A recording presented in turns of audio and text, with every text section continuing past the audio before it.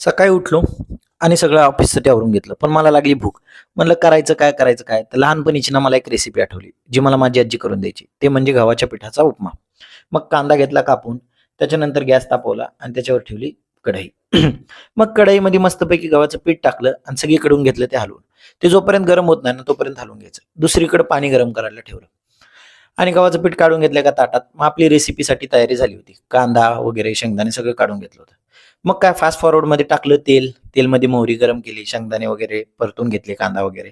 हळद टाकली, तिखट टाकलं, दोनदा तिखट टाकलं, कारण आपल्याला तिखट आवडतं. मीठ टाकलं.